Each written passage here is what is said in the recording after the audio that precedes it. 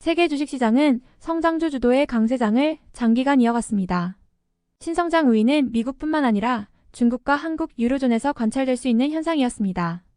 관건은 2010년대 초 형성된 신성장 위주의 상승세가 고금리 환경에서 언제까지 지속될 수 있을지입니다. 주식시장 장기 추세는 할인율이 아닌 생산성의 변화에 있었습니다. 생산성은 기술 혁신과 산업혁명을 통해 이뤄졌습니다. 핵심은 기술혁명에 있습니다.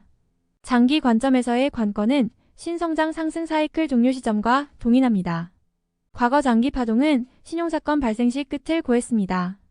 1930년대 대공황, 1970년대 오일 쇼크, 2000년대 금융위기는 40년 주기 장기 사이클을 끝낸 분기점이었습니다.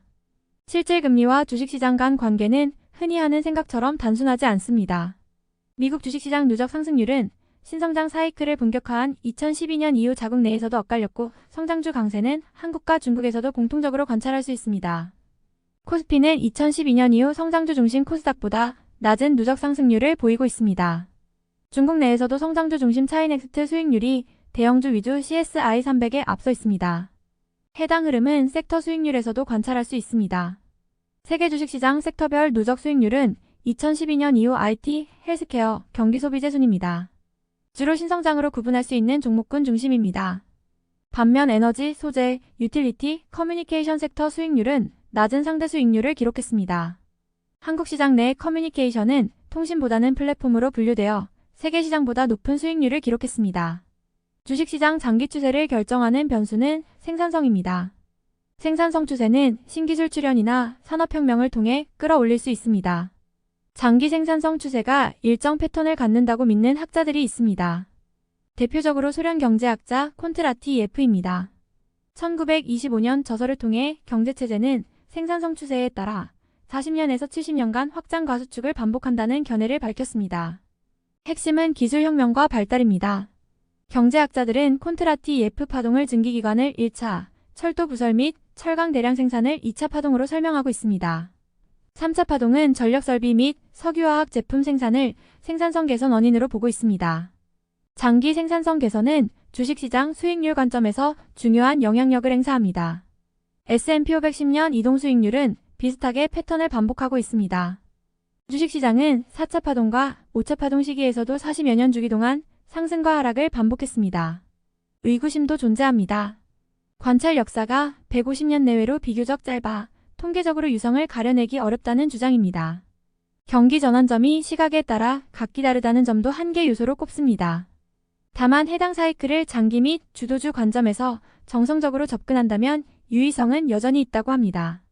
S&P 510년 이동 수익률을 기준으로 했을 때 현재는 6차 콘트라티예프 파동 초중반에 위치해 있습니다. 시작 시점은 2012년부터로 봄이 타당할 듯합니다.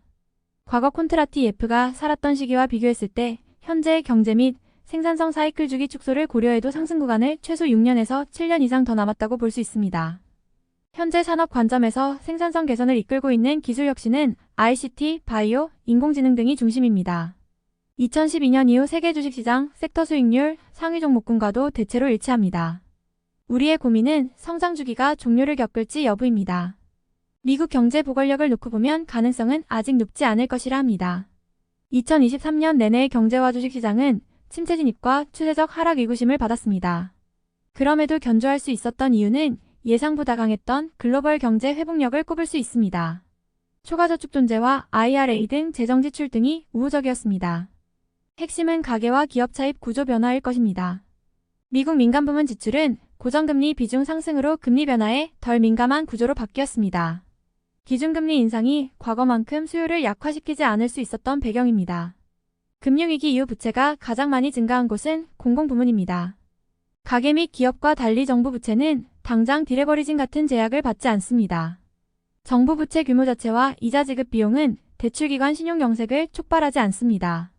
정부 적자와 부채를 줄이기 위한 급격한 정책 전환으로 이어지지 않습니다.